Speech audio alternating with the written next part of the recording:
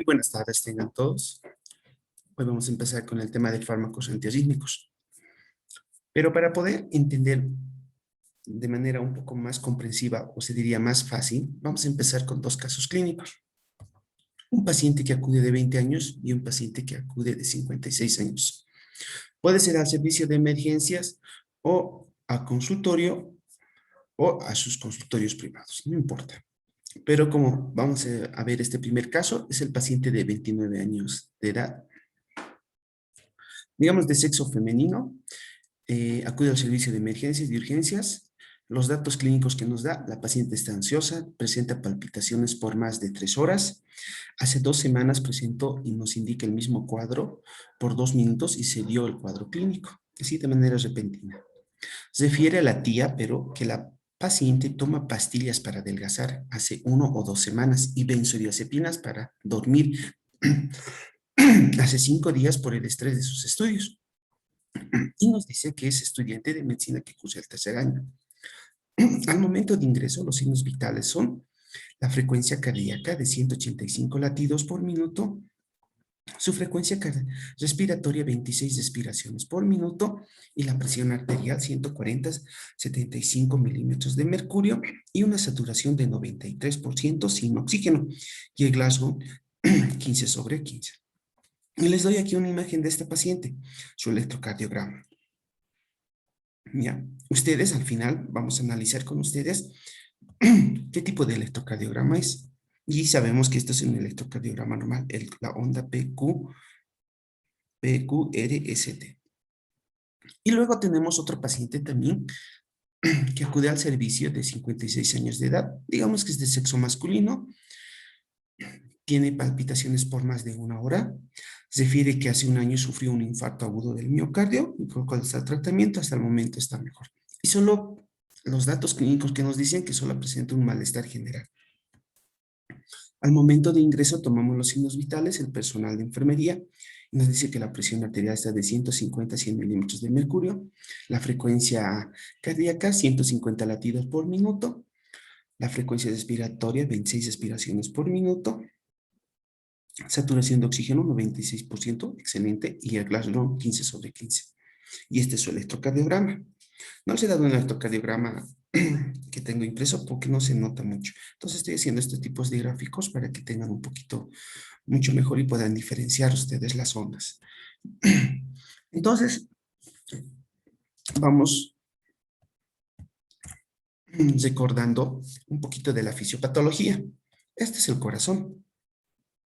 Entonces, esto es como una memotécnica para que ustedes tengan un poquito de, se acuerden.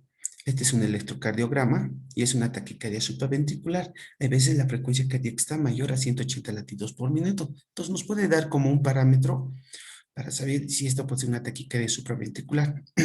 En otro caso tenemos una taquicardia ventricular monofórmica, que a veces la frecuencia cardíaca está mayor a 100 latidos por minuto y el complejo PQRS es ancho.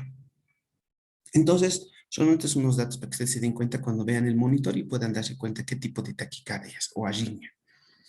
Entonces, la fibrilación auricular se caracteriza, ya saben, por la onda PQRS, que es de manera regular, y hay un momento que no se presenta. Entonces, por eso se caracteriza, ¿no? La fibrilación auricular. La frecuencia cardíaca es la mayor a 100 latidos por minuto. Y en el flateo auricular o aleteo auricular son en forma de serrucho. Y la taquicardia ventricular polimórfica, las ondas PQRS no son de manera continua, tienen diferente forma. Entonces, de eso se caracteriza. Lo que también nos indica acá, ustedes se recuerdan por fisiopatología, que, que en alguna parte de estas células también tienen sus mismos impulsos. Que sabemos que el impulso sinoauricular viene acá, va al nódulo auriculoventricular, a las fibras haz de His y a las fibras de Purkinje para que el corazón contraiga, se dilate, contraiga y se dilate. Pero en una arritmia se presenta aquí, puede tener otro tipo de impulso cardíaco, aquí en esta estructura otro tipo de impulso cardíaco, otro tipo de impulso cardíaco. ¿Ya? Y entonces eso es lo que nos causa las arritmias. Es lo que nos causan las arritmias.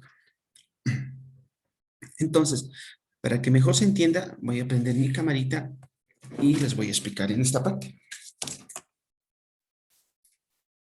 Este es el corazón, como ustedes ya lo saben. Aquí tenemos, ojalá que se vea. Aquí tenemos el nódulo auricular, las fibras de Purkinje. Las de Higgs, las fibras de Purkinje. Entonces, el impulso normal viene acá, viene acá, viene acá. Lo que hace que la aurícula se contraiga y pase, cuando se dilate, pase a los ventrículos, se contraiga también se dilate los ventrículos recibiendo y por el ventrículo izquierdo se expulse la sangre. Lo que hacen las arritmias, lo que se hace en las arritmias es que en toda parte, acá, tanto en las aurículas como en los ventrículos, en las arritmias indican que se forman impulsos, donde cual las células, en vez de que se contraiga así, el músculo cardíaco se contraiga, entonces se contrae así, todos los músculos arrítmicos, pueden ser en las aurículas, tanto derecha e izquierda, en los ventrículos izquierdos. Entonces, de esa manera, ya no se contrae así el corazón, sino es que de manera así. Todos los músculos tienen su mismo ritmo, y entonces causan una arritmia. Entonces ya no es simétrico, como se dice, o regular, como dice. Se contrae, se dilata, se contrae, se dilata, lo que nosotros escuchamos. Pero en las arritmias, vuelvo a explicar, es así. Cada dedo es un músculo diferente, entonces se va contrayendo. Entonces es lo que nos causa una arritmia. Espero que se haya entendido. Entonces vamos yendo. Cierro la camarita. Estas son las arritmias más frecuentes que vamos a ver. Ahora, todas estas patologías nos llevan a una insuficiencia cardíaca. Lo que vamos a repasar en este rote son los infartos, isquemias, eh, arritmias, como sean las taquiarritmias o taquiarritmias, anemias, vamos a llevar, ¿ya? Entonces, eso es. Los demás temas ustedes están llevando en fisiopatología. Todas estas patologías, pero nosotros, cuando nosotros estemos en el internado o ya estemos desempeñando las funciones como médico, ustedes, en cualquier, sea clínica privada, estás en una institución pública, consultorio privado, tenemos que diagnosticar estos. Y si vemos que este paciente tiene cualquiera de estos diagnósticos, por ejemplo, consumo de alcohol, otro tipo, tenemos que hacerles el tratamiento, porque si no no hacemos el tratamiento adecuado y oportuno, entonces nos va a llevar a una insuficiencia cardíaca. Lo mismo pasa por el síndrome coronario agudo. Si nosotros identificamos que este paciente es diabético, hipertenso, accidente vasculocerebral, mucho consumo de tabaquismo, dislipidemias, tenemos que hacer el tratamiento en estas patologías, porque si no nos va a llevar a un síndrome coronario agudo. Lo mismo es de esta manera. Entonces, una vez que diagnostiquemos, ya pues hay que hacer el tratamiento, el seguimiento para que este paciente no se nos complique. Ahora vamos con lo que es los fármacos antiarrítmicos. Ustedes han debido leer los diferentes textos que algunos los clasifican de clase 1A, de clase 2, de clase 3 y de clase 4. La clase 1A lo divide en A, B, C. Pero hay algunos textos que no lo clasifican, si nos mencionan directamente los nombres. Pero en esta parte les voy a dar yo mediante las clasificaciones. No es importante, como les digo, pero sí tenemos que tener conocimiento de los medicamentos. Como ustedes saben, este es el potencial de acción que ustedes recuerdan en fisiología, donde hay un impulso, entonces el potencial de acción se forma a 0 menos 85 milivoltios, va a subir hasta 0 milivoltios, hasta 2 o 3 o hasta 5 milivoltios, donde va a ingresar sodio, luego va a haber una meseta, que es la fase 1 y la fase 2, esta es la fase 0, ¿verdad? Se deben recordar. Sale potasio, tiene que entrar sodio, tiene que entrar calcio, tiene que salir potasio, y luego hay primero hay una despolarización hasta la fase 2, una repolarización hasta la fase 4. No voy a tomar mucho hincapié porque ustedes ya se recuerdan, pero este grafiquito ya nos dice todo, para que tengan un recordatorio más fácil. Entonces, en esta clase 1A tenemos la quinina, procainamina, disparamina. Hay otros tipos de medicamentos, pero se utilizaba más la quinina. ¿Se utilizaba por qué? Ahora les voy a mencionar. Esta quinina utilizábamos mediante su mecanismo de acción porque bloqueaba los canales de sodio. Entonces, la despolarización no se hacía de manera rápida, así, de menos 85 milivoltios hasta más 5 o 6 milivoltios. No. Entonces, al cerrar los canales de sodio, hace que la despolarización no sea rápida. Como dice aquí, inhibe la entrada de la despolarización rápida y también durante la fase cero, que es esta. Disminuye la pendiente de despolarización espontánea también en la fase 4, acá, de los canales de potasio y calcio.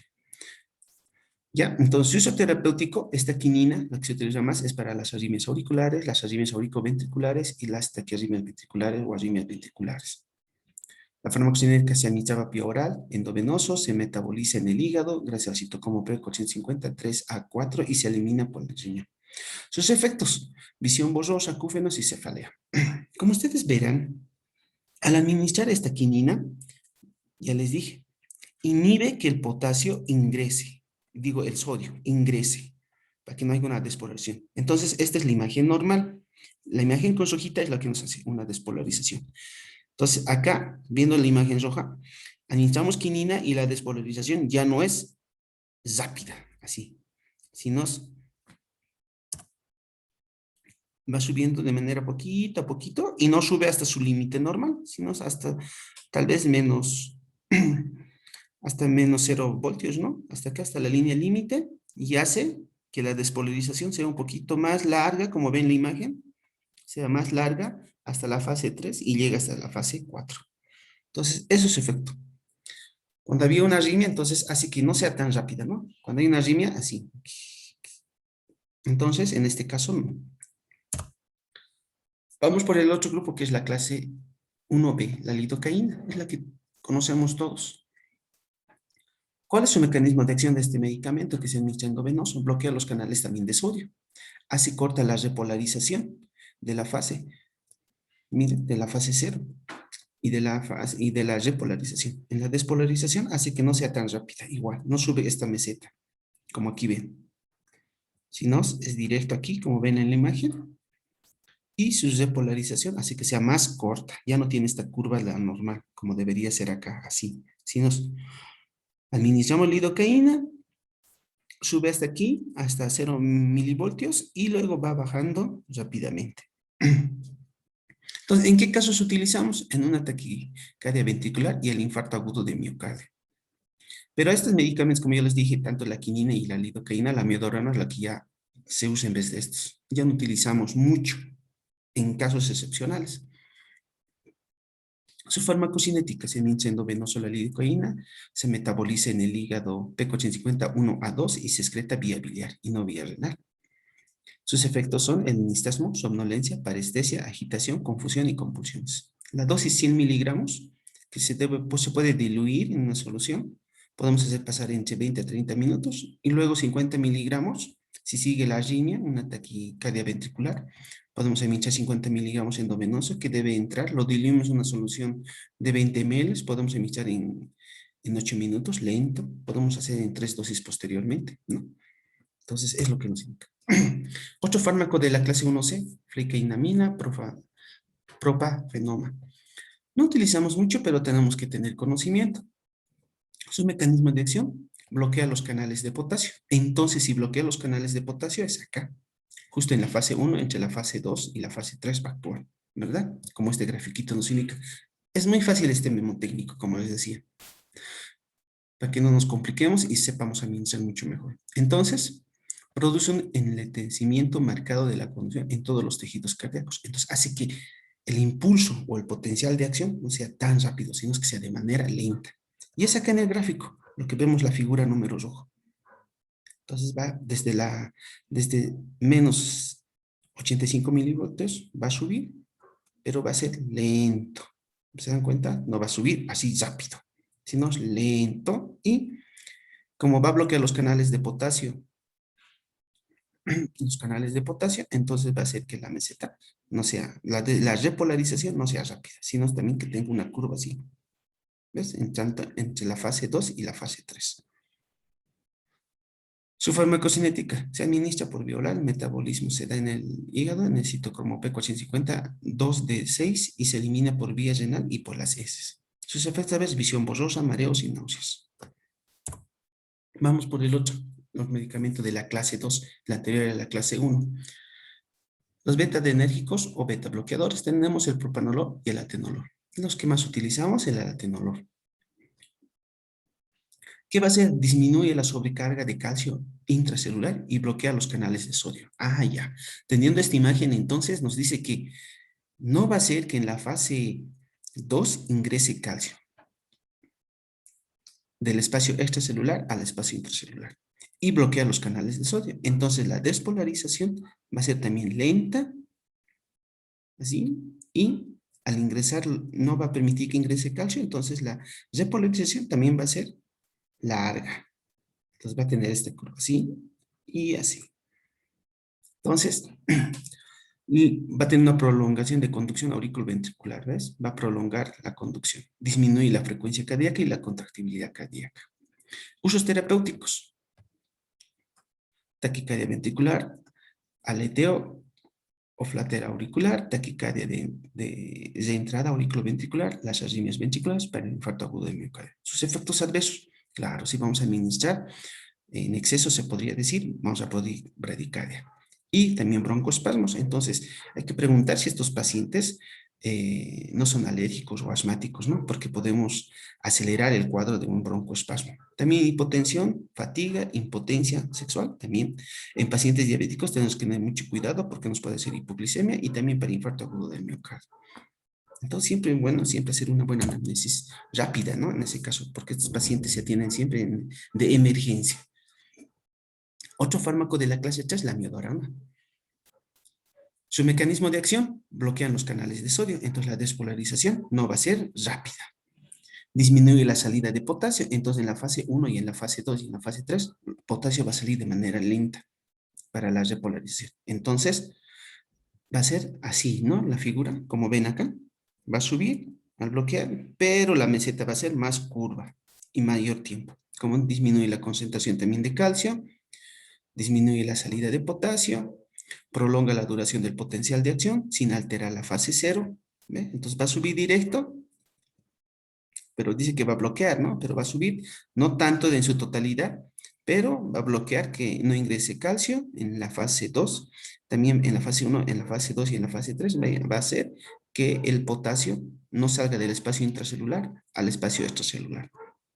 Sus usos terapéuticos en las taquidemias ventriculares, resistencia a fármacos, fibrilación o para el aleteo auricular.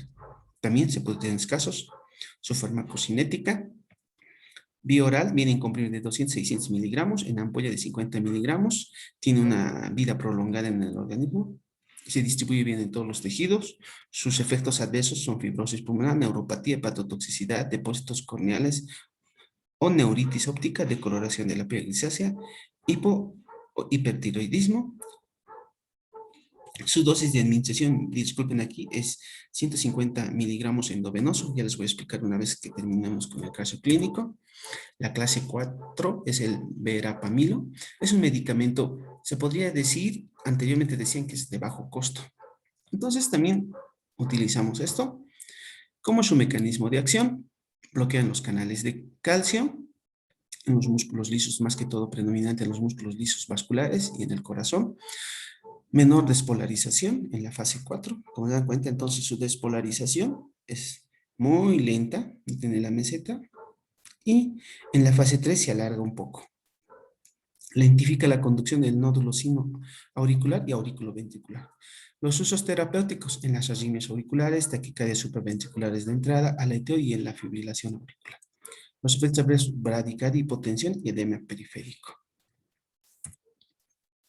Tenemos otro tipo de medicamentos, como ser los digitálicos, la dinoxina.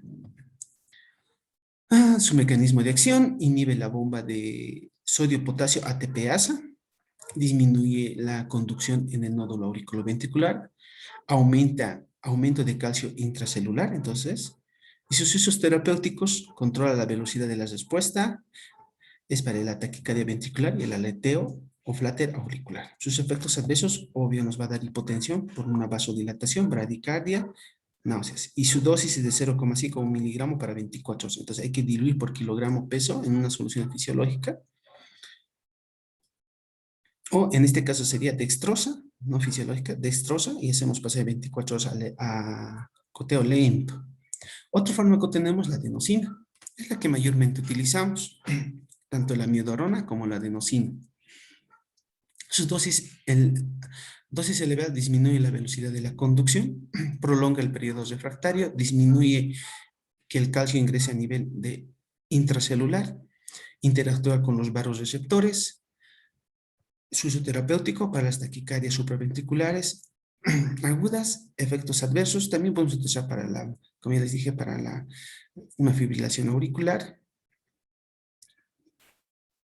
un flater auricular también, una taquicardia supraventricular, taquicardias ventriculares, monofórmicas o polifórmicas, sus efectos adversos, rubor, dolor pleural, hipotensión, dosis, se da una primera dosis de 6 miligramos endovenoso y una segunda dosis de 12 miligramos endovenoso. Quiero recordarles que estos son los monitores que nosotros tenemos ya están implementados, ¿no? En los servicios, ya no es como antes tomar manual. Entonces, nos dan la presión arterial, nos da la frecuencia cardíaca, la saturación de oxígeno, la temperatura. Tenemos otro monitor con su desfibrilador, como ven aquí en la caja de paros, es esto, donde aquí tenemos los medicamentos que anteriormente ustedes seguro ya han llevado, que el salbutamol, la hidrocortisona, dexametasona para una crisis asmática debe estar en esta caja de paros porque debemos utilizar de manera inmediata. Además, hay adrenalina, atropina, lidocaína, diazepam también acá tenemos para convulsiones. Entonces, la caja de paros, más que con el monitor, como acá ven, nos da su saturación. No nos da el electrocardiograma porque no estamos conectando a un paciente, por eso es que no ven en la imagen el electrocardiograma. Entonces, tenemos el desfibrilador, tenemos todo acá para, si nos da un paciente un paro cardiorrespiratorio, tenemos acá listo en esta caja de paros que todos los medicamentos lo tenemos para iniciar, ya sea por una taquicardia, por una crisis asmática, un tromboembolismo puede haber, puede ser por unas convulsiones de diferentes pacientes, un TEC puede haber. Entonces ya tenemos acá todos los medicamentos que utilizamos. Y este es otro monitor también que tenemos para hacer, para ver si este paciente se está estabilizando. Entonces tenemos diferentes monitores en el servicio para ver si este paciente está yendo bien o no está yendo bien con el tratamiento, lo estamos estabilizando o no. A eso se refiere. Ahora, aquí también les estoy dando una fotito. Estas son las prestaciones del Sistema Único de Salud.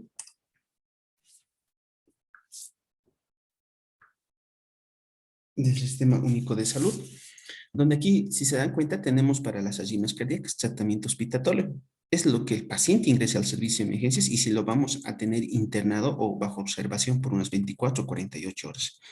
Nos dicen aquí los medicamentos que tenemos de prestación: la adenosina, la amiodarona, atenolol, cloruro de potasio, la dinoxina, la lidocaína y la solución que debemos utilizar, no es solución física, sino la solución glucosa, el verapamilo también, lo que les dije, que es y la bránula, el equipo de venoclisis, las jeringas que vamos a utilizar para administrar a este paciente medicamentos. Y para un tratamiento ambulatorio, luego de que este paciente le hemos atendido emergencias, lo hemos estabilizado, se ha quedado en salas hasta que el paciente se estabilice, vemos que está mejor, vamos a mandar a la casita con un tratamiento ambulatorio, podemos dar ácido acetil salicílico con amiodarona y atenolol en comprimidos y vamos a indicar eso. Y aquí también nos dicen cuántos son las dosis, por cuántos días. Miren, la cantidad, si vamos a mandar a este paciente que hemos tratado con ácido acetil salicílico para 30 días, para un mes, o la cantidad que nos prescribe es por 30 comprimidos. Acá también tenemos del atenolol en comprimidos 100 miligramos. Podemos dar de 25 a 100 miligramos al día a un paciente. Nos van a dar 30 comprimidos, nos dice aquí. La adenosina endovenoso, hasta 2 ampollas nos van a dar. Yo les voy a decir por qué, la cantidad de 2. La amiodarona de 150 hasta 10 ampollas. ¿Por qué nos pueden dar hasta 10 ampollas para atender en emergencias? Y así sucesivamente nos indican. Entonces vamos con este paciente, ¿no? Este paciente ha entrado, digamos, ya sabemos, de 20 años, de sexo femenino. Antecedentes tenemos que ha tomado pastillas para adelgazar y unas benzodiazepinas, tal vez una para descansar, ¿no? Para dormir por el estrés que está viviendo. Un clorazepam, digamos, se ha tomado, ¿no? Porque no podía dormir, tanto estrés que es en medicina. Entonces, no se ha reportado estos los signos vitales y este es el electrocardiograma que yo les he dado. Entonces, y aquí está el tratamiento que vamos a hacer. Voy a prender la camarita para que podamos hacer en la pizarra, y aquí sea más entendible, para que lo estén viendo, y ahí están viendo la imagen. Entonces, este paciente va a ingresar al servicio de emergencias, ya nos han dicho los signos vitales que tiene este paciente. Este paciente nos ha indicado que ha sentido presión en el pecho, hace 2 semanas también, o hace una semana, nos ha dicho que ha presentado el mismo cuadro clínico. Entonces, como ustedes se dan cuenta, al momento de ingreso lo vamos a hacer la monitorización y es lo que ustedes ven. Vamos a ver sus signos vitales. Siempre tienen que ver al ingreso con qué signos vitales está ingresando este paciente. Ya nos ha reportado 185, frecuencia respiratoria, la presión arterial, la saturación. Ahora, ¿por qué he puesto en interrogatorio el oxígeno? Porque este paciente nos dice que está al momento de ingreso con 93% de saturación. Entonces, por eso he puesto con asterisco que el oxígeno no es necesario administrar porque no está saturando. Ustedes saben que por lo menos de 74% es una saturación ya grave. Entonces, en ese caso podemos administrar, pero en este paciente no, está saturando bien. Por eso lo he puesto con asterisco. Por eso al momento de ingreso vean siempre cuánto está saturando, cuánto está su frecuencia cardíaca, cuánto está su frecuencia respiratoria, su presión arterial, para ver si este paciente, cuáles son las indicaciones o qué tratamiento van a dar, ¿no? En este caso, no vamos a dar oxígeno porque está saturando bien. Y el Glasson está 15/15, ¿por qué? Porque no se ha dicho que esto presentaba. Entonces, este paciente está estable, pero tiene una arritmia, y eso es lo que nosotros vamos a ver más. Entonces, si ustedes se dan cuenta, esta arritmia, taquicardia supraventricular hemodinámica estable. ¿Por qué lo puse hemodinámicamente estable? A los que ya se han dado cuenta que es una taquicardia, no es una fibrilación. ¿Por qué? Porque este paciente está consciente del Glasgow 15/15, saturación normal, pese a que están elevados su frecuencia cardíaca, su presión arterial, su frecuencia respiratoria, pero está estable. Entonces, por eso yo he puesto como diagnóstico una taquicardia supraventricular hemodinámicamente estable. Ahora, podemos colocar que esta no es una taquicardia supraventricular, y no puedo colocar hemodinámica estable porque si este paciente puede entrar inconsciente, Glasgow, digamos, 15/13, 15/12, una saturación de 65%. Entonces, taquicardia supraventricular no estable, hemodinámicamente no está estable este paciente. Ahí sí ya puedo colocar oxígeno. Entonces, a eso se refiere con este diagnóstico. Entonces, nuestros diagnósticos tenemos que colocar bien. Este paciente está coherente, está orientado en tiempo-espacio, nos ha dado los datos.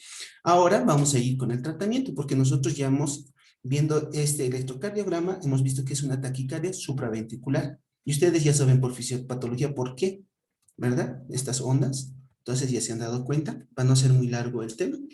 Entonces, ahí yo les he puesto el primer esquema, colocarles una adenosina. Y ya han visto en las prestaciones que está la adenosina como primer esquema para este tratamiento, ¿verdad? Que nos da solamente 2 ampollas, se han debido acordar, y cada ampolla es de 6 miligramos. Entonces, esto es nuestro pacientito. No soy buen dibujante, pero este es nuestro pacientito que está en la sala de emergencias, ¿ya? Y este es su brazo. Este es su manito y este es su brazo. Espero que se vea. Espero que se vea en la imagen. Ya.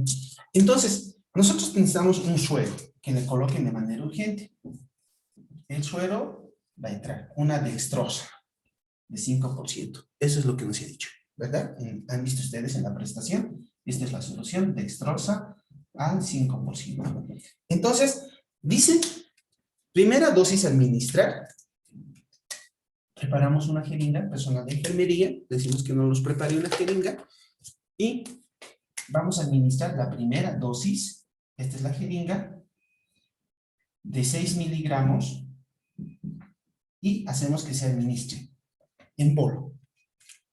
Entonces, al paciente le decimos, le vamos a administrar a esta señorita de 20 años, el medicamento. Usted va a sentir una opresión, pero que va a pasar rápido, de 1 a 2 segundos, y levantamos el brazo. Una vez que indicamos a enfermería que administre una ampolla de 6 miligramos de adenosina, y levantamos el brazo al paciente, que está echado en la camilla, levantamos el brazo para que el medicamento ingrese, y la paciente va a sentir una sensación de opresión, que es normal, y luego desaparece.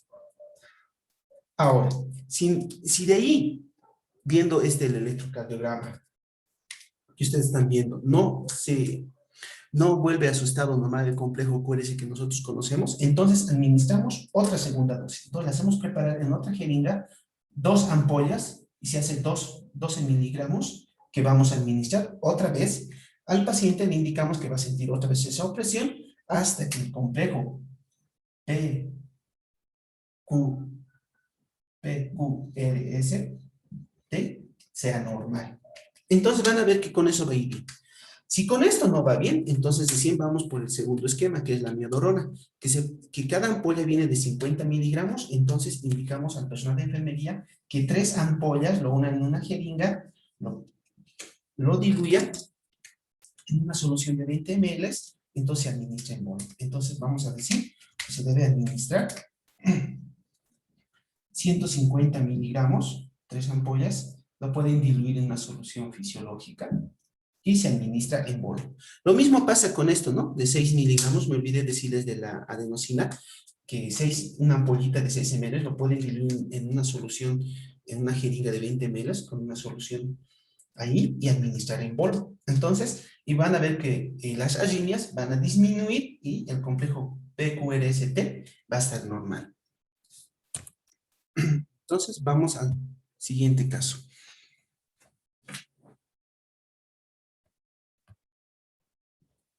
El siguiente caso es del señor mayor que ha sufrido un infarto hace un año. Y es lo mismo.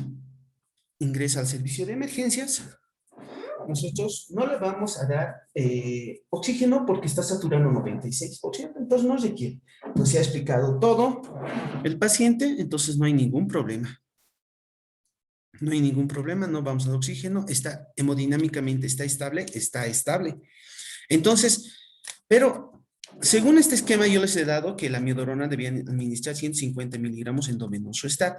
Puede ser, pero viendo este paciente, ¿qué diagnóstico es? Eso me olvidaba decirles, es una taquicardia ventricular monofórmica sin compromiso hemodinámico. ¿Por qué también coloco sin compromiso hemodinámico? Porque Classroom 15/15, saturación 96%, si bien están elevados también sus signos vitales, pero este paciente está orientado en tiempo-espacio, lo único que siente son unas palpitaciones en el pecho, que su corazón está latiendo rápido. Eso es lo que nos refiere este paciente. Entonces, esta es una taquicardia ventricular monofórmica sin compromiso hemodinámico, o pueden colocar hemodinámicamente estable, no hay ningún problema.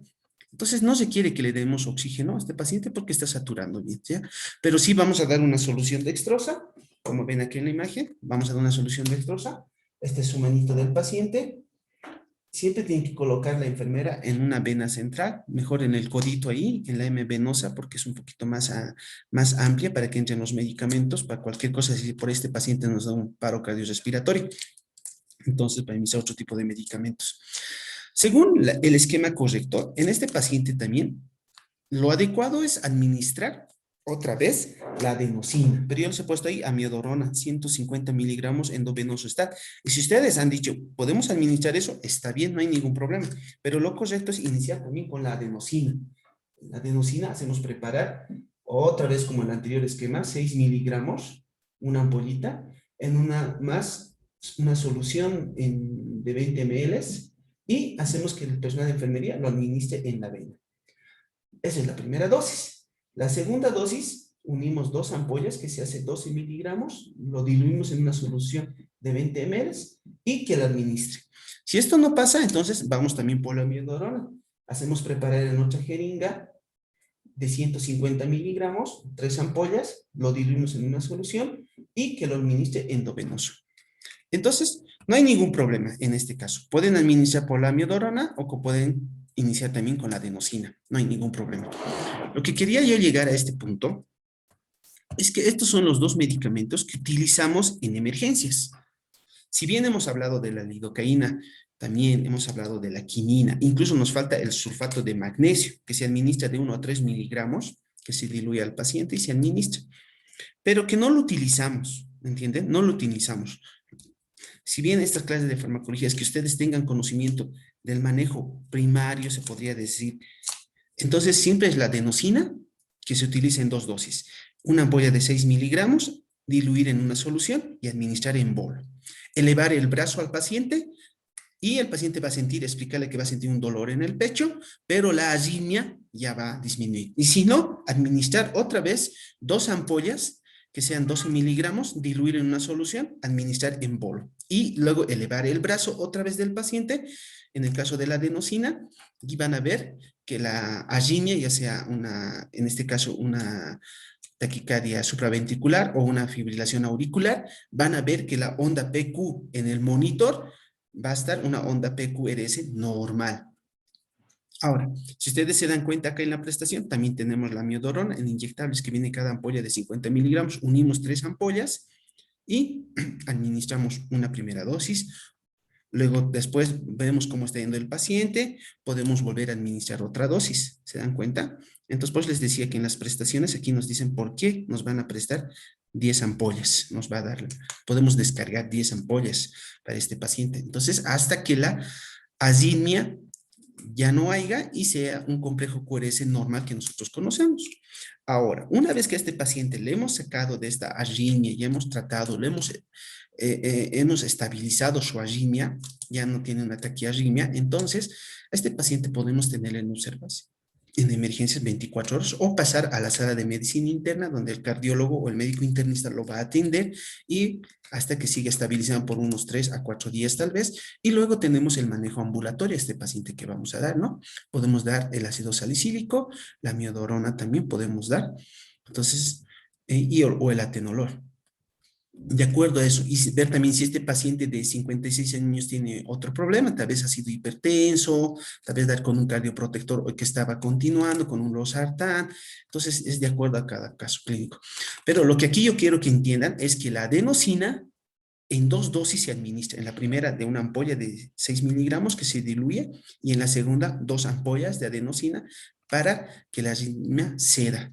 O pueden utilizar la miodorona en caso de que tengan 3 ampollas, diluir en una solución y administrar endovenoso. Entonces, esos son los 2 medicamentos que ustedes deben administrar, cualquiera de esos 2 medicamentos deben administrar para este tipo de taquiarritmias, ya sea una fibrilación auricular, una taquicardia supraventricular, una taquicardia polimórfica o monofórmica, no hay ningún problema, una platera auricular, lo que se quiere es estabilizar. Y eso es lo que yo quiero que aquí entiendan. Si bien hemos mencionado los otros medicamentos, pero son los 2 medicamentos que vuelvo a aclarar, lo que mayormente utilizamos y bajo esos esquemas se debe manejar. Y lo que ustedes deben hacer es saber manejar en estos casos para que la arritmia ceda. ¿Ya? Con todo eso, espero que hayan entendido. Entonces, con eso terminamos la clase y en las prácticas de seguro es que lo van a volver a hacerlo de manera un poquito, se puede decir, más profunda tal vez, pero lo que quiero que entienda que estos 2 medicamentos lo que se utiliza más en el servicio de emergencias para tratar cualquier taquiarritmia. Bueno, con eso terminamos la clase.